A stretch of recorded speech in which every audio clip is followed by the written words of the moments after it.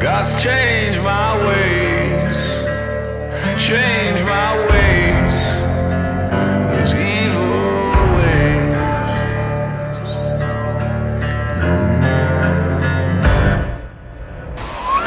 But I can't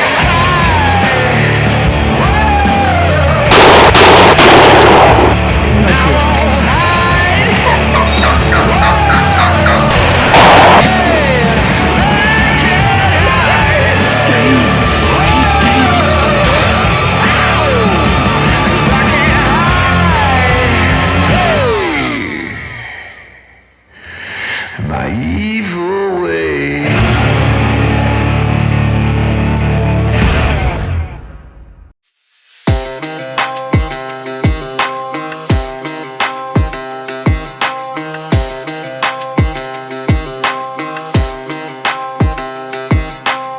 All right, it's that time of year. It's time to start prepping for deer season. Yep, and we got to get down to South Carolina. We've got some new spots to clear. We've got food plots to get in, so we got a lot to get done. Yep, and I just got moved back to the mountains, and it's gonna put me just in time to try to put together a last chance effort for the Tennessee velvet hunt. So here we go. there we go. What's up, guys? Back down here in South Carolina. Got a spray rig on the gator, and I'm going in here to spray these food plots that we cut in. 2 weeks ago, we got them bush hogged off and everything cut. So we're gonna spray them and give them a couple weeks. We'll be back down here to plant them. But we're getting close to deer season. It's that time. It's time to start planting, time to get the seed in the ground. So y'all stick with us. We're gonna go through this whole process. This is just another step in the process.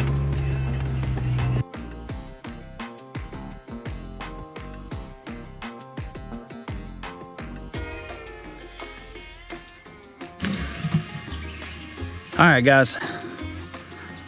Just got the new food plot sprayed. I am super excited about this spot. This is gonna be a killer spot. As you can see, it's clear cut all the way around this thing. It's a couple hundred yards to our closest food plot. And this is by far our biggest food plot on this property now.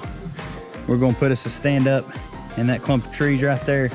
And it is going to be a killer spot. I think come rut, we're gonna have a ton of deer activity moving through here, and especially late season. Hopefully this will get us enough food on this farm to be able to sustain them, because that's been our biggest issue out here, is keeping enough food to support this herd, because we got a lot of deer on this property. So new food plot is sprayed.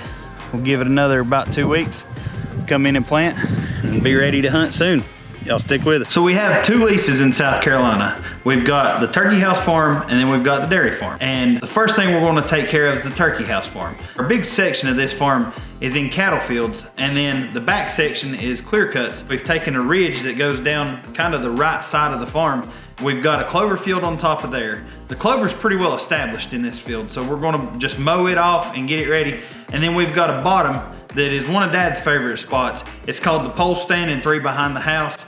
These are traditionally 2 of our best spots on these farms. We go down in there, we're gonna disc them up, and we're gonna plant them where we've got half of the pole stand field is gonna be early season attractant down toward the bottom half. So we're gonna put brassicas and stuff like that in it. And then the upper half, we're gonna plant in turnips and winter peas and things that's gonna be more palatable late season.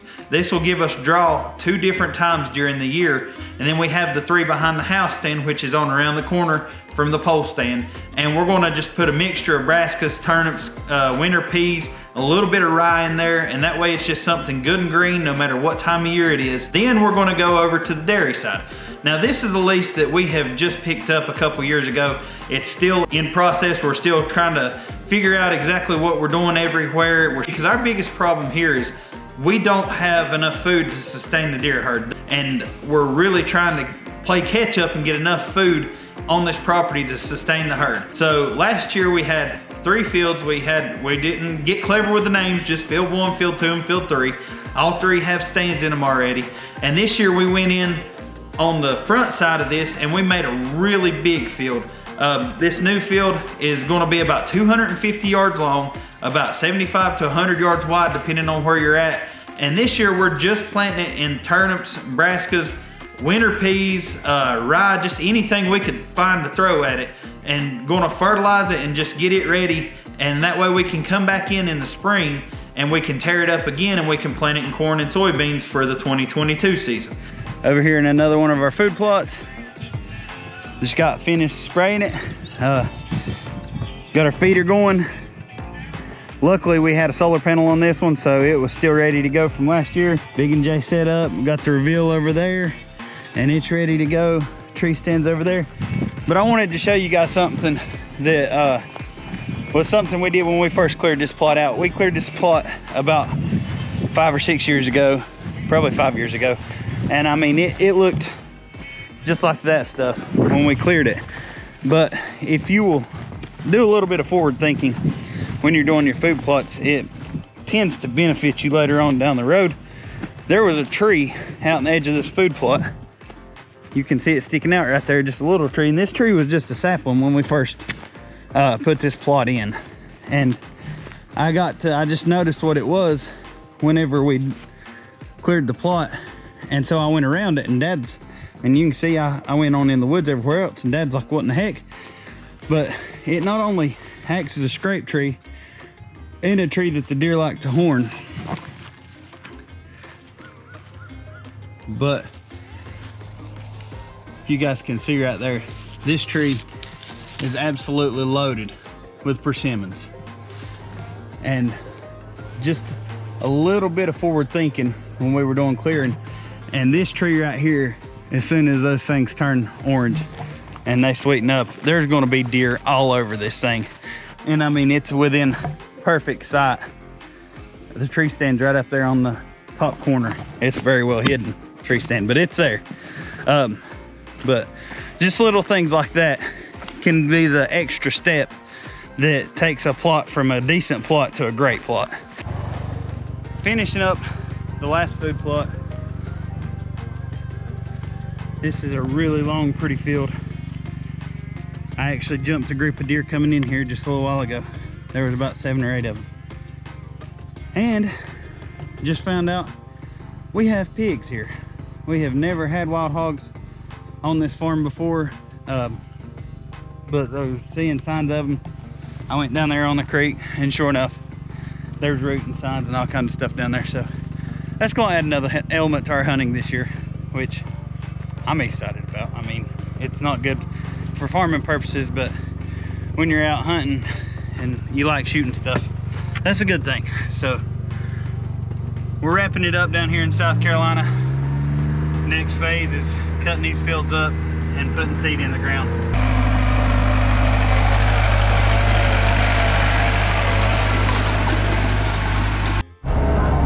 What's up, everybody? We are back in South Carolina, and we're cutting up some ground today. Getting the food plots ready to go.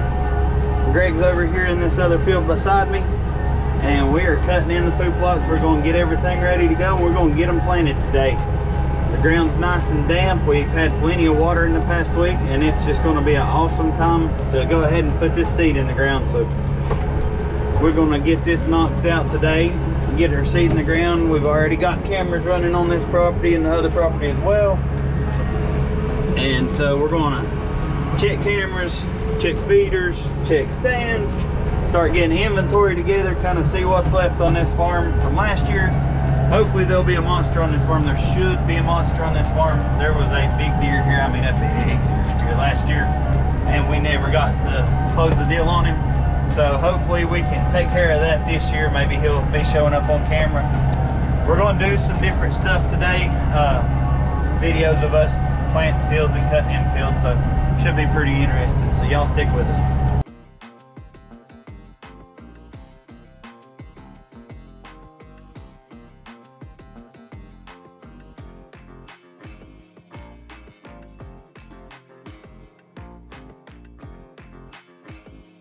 Back again. Got the tractors loaded up, ready to head to the next farm, and we have taken a little break. And there are many reasons that I love deer season, but one of the many reasons, got our little humble abode here in South Carolina. This is our little hunting cabin that we've got over here. But one of the many reasons we love deer season is we're back in with Greg cooking. Yeah. Say hello. Hello. Who am I talking to? Everybody on YouTube. This Oh, is going to be YouTube. on our food plot episode. So Greg's in here cooking breakfast. Gravy's done. Gravy's done. Biscuits should be done. They're done.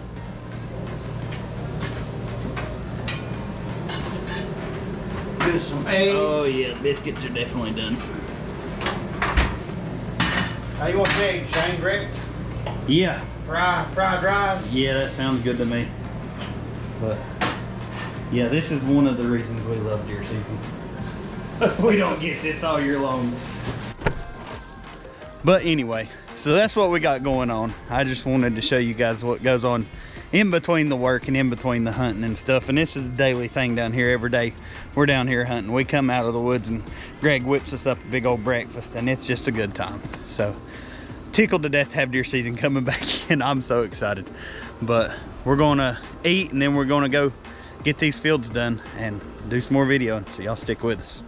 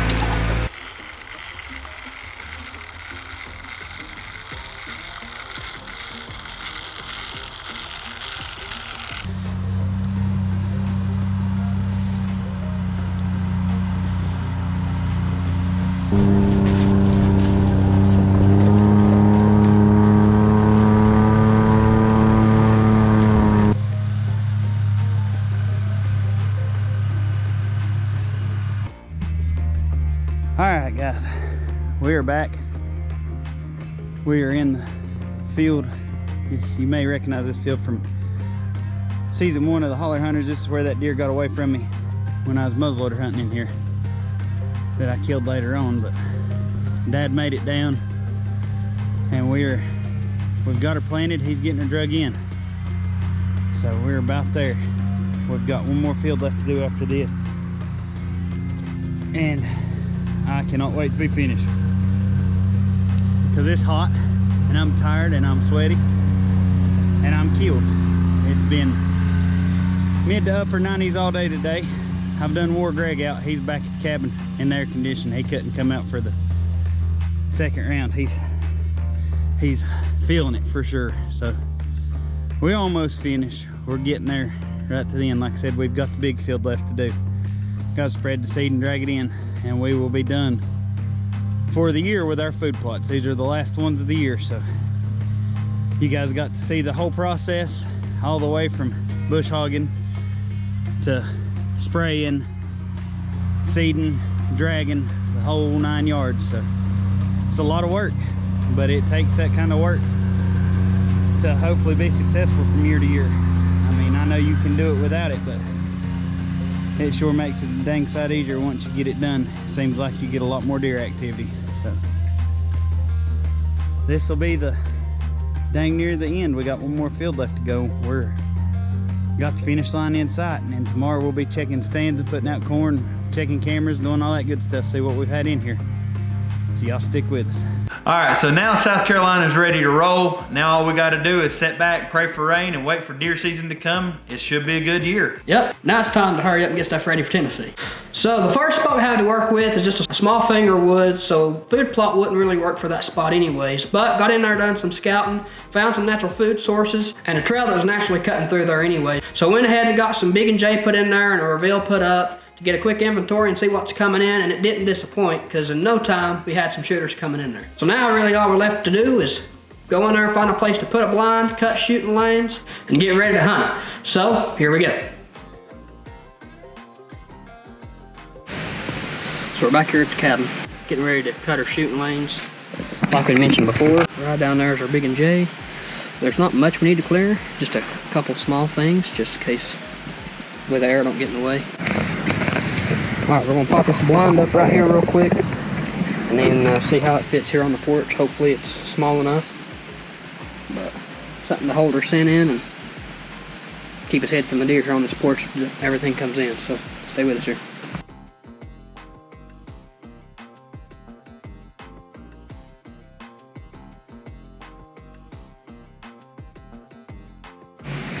Hey, man's got pretty easy entry.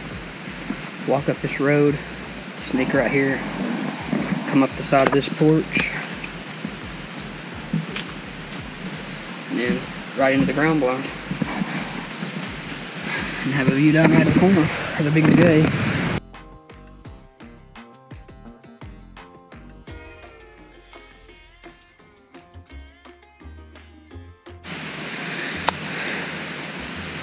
Got a little stuff here and there. Get that big roar out of the way. It's not great service, but it's way better than what I have. No service, we got 2 ballers. You can't ask for nothing no better than that. I'm talking about. We'll get you a Tacticam review. Alright, got the big and J put out. Tacticam's reset. And got our shooting lane cut out up there to the cabin. About 25 yards. I think that'll pretty well do it. There's not a whole lot else we can do. This, like I say, we got about 3 weeks or so. And the big and J, it'll be gone. It'll be wiped out of here. We'll come in here a couple, at least 10 days before. If not, maybe 12 days before. Make sure there's nothing left. And see what, hopefully by that point we'll have something come in here pretty regularly. So that's the first spot pretty well took care of. So now we're going to try to find us a couple backup spots just in case. But luckily Joe had got us permission to hunt a pretty nice spot. Seems promising. So I'm going to go in here and do some scouting, put up a blind, and see what we can get out of it.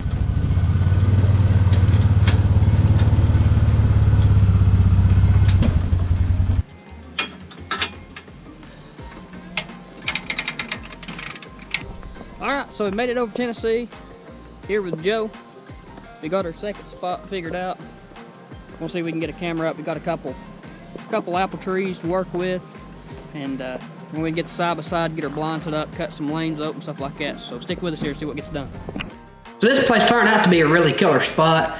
We ended up finding a natural trail that goes right into some apple trees, so we're gonna see if we can cut some deer off on our way there. All we gotta do now is just level it up, brush it in, throw up a reveal, and see what comes in.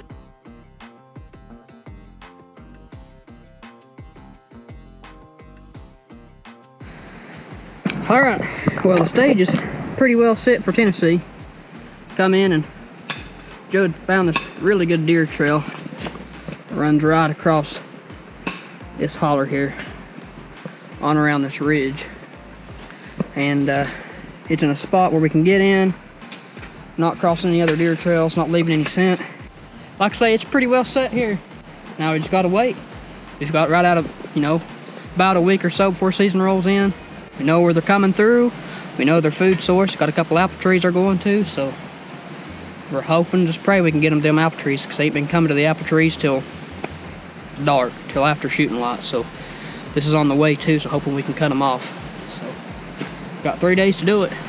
Stay with it. All right, well that's 2 spots prepped and ready to roll. Now all that's left to do is do some scouting from a distance, see if we can see any bucks in person. And I hate to say it, my hopes are up, so stick with us, see how it goes. This episode of Appalachian Holler Hunters is brought to you by Bone Collector Game Calls, Real Tree, Reveal Game Cameras, Onyx Hunt, Mountaineer Outfitters, Big and J Attractants, NAP Archery, Federal Ammunition, Garmin, Elk River Supply, and Scent Crusher. Alright, we're checking in at my spot. We're going to do some trail camera checking. We're going to check a couple mineral sites and basically see what's going on, try to take inventory and create a hit list and see what we got to hunt for this fall.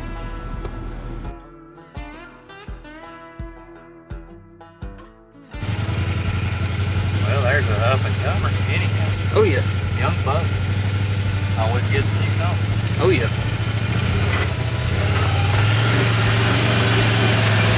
He had a big buddy, I can tell you that from that track right there. I guarantee it. I don't know where he And up here with Matthew now, and let me get the camera turned over here. Tell us a little bit about this place a little bit. All right, so basically we're in here. I haven't been on my game this year. We're checking my cameras. I've got mineral sites in 2 different spots here, and then I've got a hanging feeder that I keep corn in year round. It's basically a bear spot right now, because if I put corn out in here, I've got bears. But that's basically it. This property, we're not allowed to have food plots. There's no openings. It's just big hardwood timber, steep and rough. But been very blessed in here. I've killed some good deer, so we'll check these cameras and see what we got. All right, this hickory nut. This is a bear's prime food in here. They love them. I've watched them sit in the deer stand and watch them eat them for hours. And this whole, basically for about 600-700 yards, the whole top of this ridge is nothing but hickory nuts. This is July and we've already got some hitting the ground, so there's definitely gonna be some hickory nuts this year. But they love them. It's bear candy. So we'll be bringing the hounds right here, no doubt. All right, we're at the scene of the crime where I killed my buck this past year. Looks a lot different than it does in November, but he basically came right across right here. I've killed 3 or 4 bucks right here. It's done basically the same thing. This leaning locust log right here, it kind of, I don't know, it's for years that I've hunted this, I've left it because it funnels the deer and they'll walk right in here, and they love to make a scrape under that leaning crab apple, so it just kind of works out in my tree stand.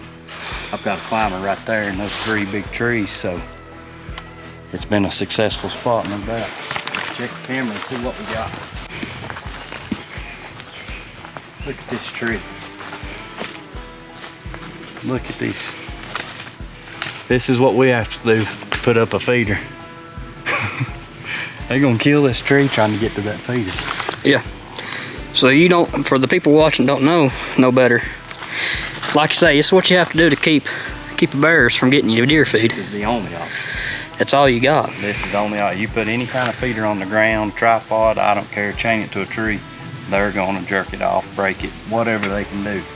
And you see what they're doing, climbing this tree trying to get to it, but they can't hardly get there. Yeah.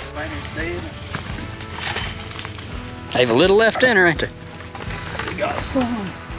Yeah, he's probably 10 pounds. That'll be enough to bring them for a couple of days. And I'm testing a new theory here. Bears will eat as much as you put out. So corn prices are extremely high this year, so I'm gonna try a method. Just gives them a little bit, but they obviously they keep coming, so maybe that'll be a way to save a little money. Oh, my battery's good. What job balls.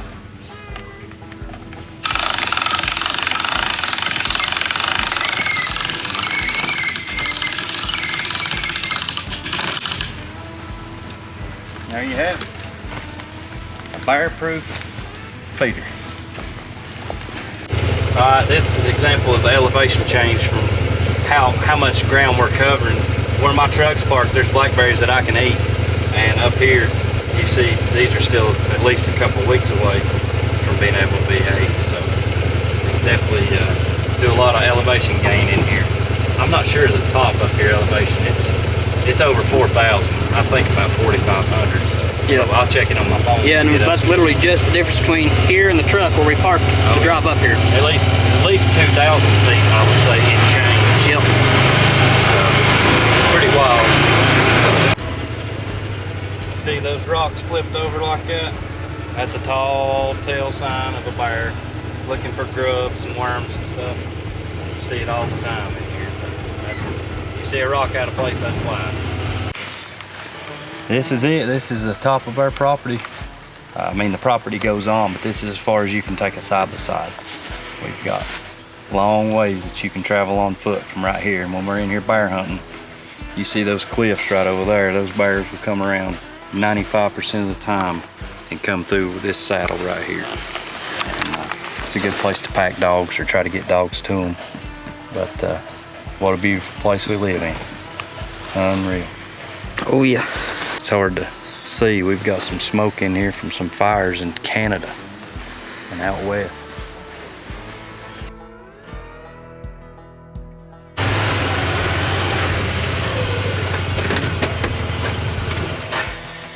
We're gonna check my main mineral site right here. I use a liquid mineral.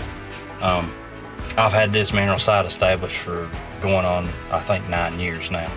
And I've probably killed at least 6 named bucks that I've named and hunted over the years, but I've had them all on this mineral site. This is my #1 producer, so let's keep positive thoughts that the bear ain't got my camera turned around, so let's see.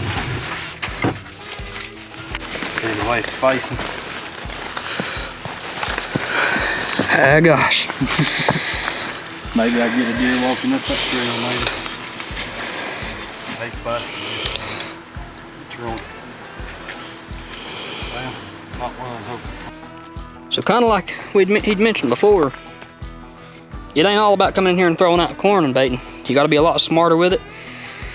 Find some unique ways to do it.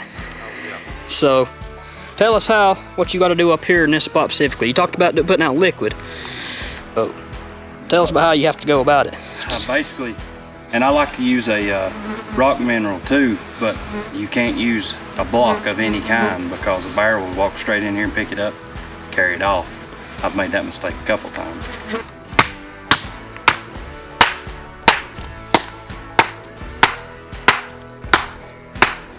I'll show you pictures next week of a bear carrying one of those pieces off. If you throw the whole rock down there, they'll just carry the whole rock off.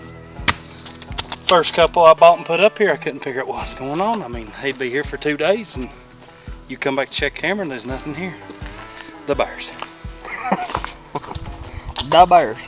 The bears. Basically, this hole the deer have made over the years, but I like to throw dead logs and pieces of wood in it and put my liquid on top of that, and the deer eat it. Obviously, I had a huge log here and they wore it down to what you see right there. So this time of year I can't feed, so it's minerals, and I like to put my cameras over logging roads and like I say, the community scrapes that I find, and that's basically how I take my inventory in here. I wish I could put corn out because I know I could get several deer, but it's impossible. So that's basically where we'll keep checking cameras till right at the 1st of September, and hopefully we'll have one on the hit list and make a game plan.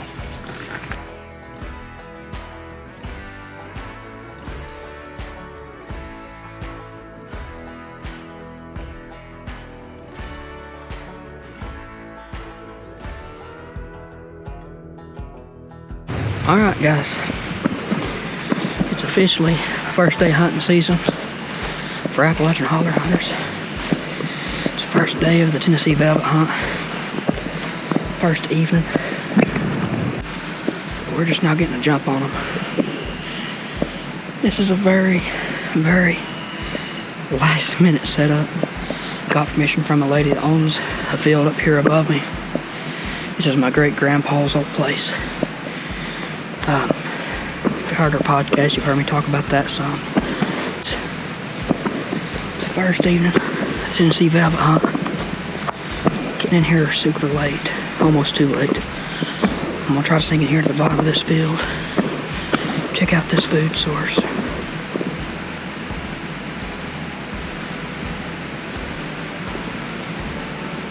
I got deer up there right now. They're about 250 yards away, but I can see them there. Give me a minute to get set up and show them off. To be totally honest with you, it is almost a cluster. I didn't expect to be able to do anything this week. We've had absolutely nothing coming in daylight, and like I said, I got this spot last minute. It's going to be a killer spot for tomorrow. I've got a small buck, looks like a 6-point. He's off towards the right of the field, and then there's a spike and a doe that I can see right here within view. And I'll show him off here in a second. But I'm not even in proper clothes. I'm literally just in my work clothes, so sprayed down in our scent crusher. I don't know that we'll get anywhere close today, but if there's deer in here in this field in the evening, it's way better opportunity we got anywhere else in Tennessee right now. So stick with me.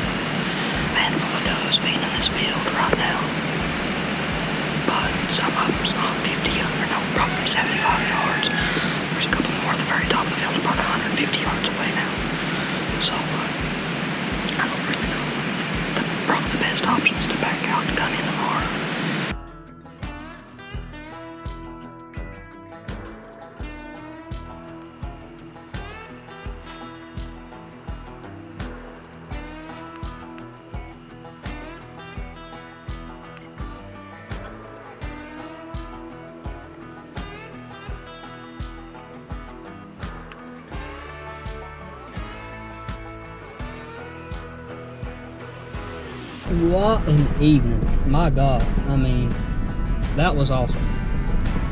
No, don't have a deer.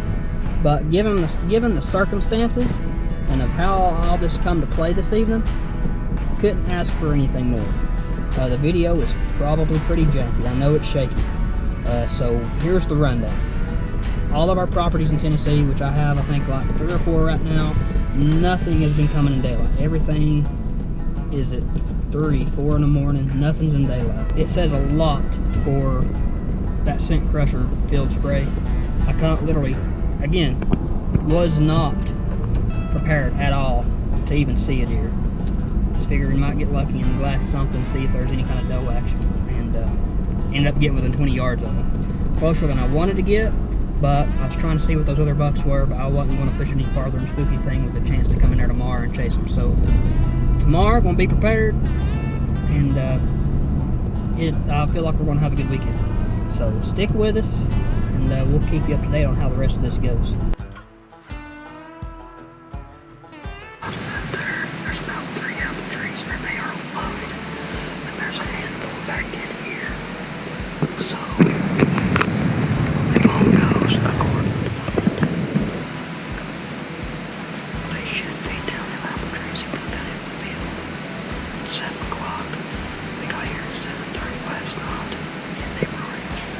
So, we can start seeing them at any time now.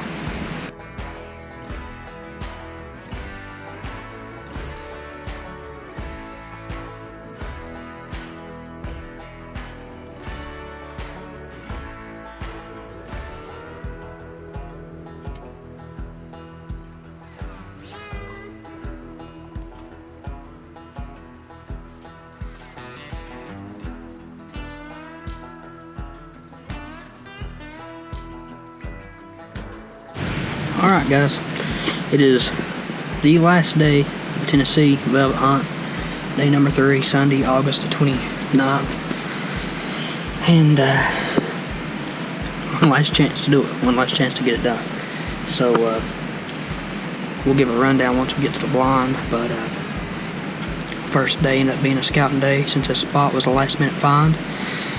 Yesterday ended up kind of being a scouting day just because where I thought deer were coming in was actually where they were going out after they come into the field. So learned that, come in here a couple hours ago, moved the blind, got it set up where we need to set up, and it's like 5 o'clock now, so we'll get in here and get set down, get settled in, and hopefully, Lord willing, it'll happen this evening.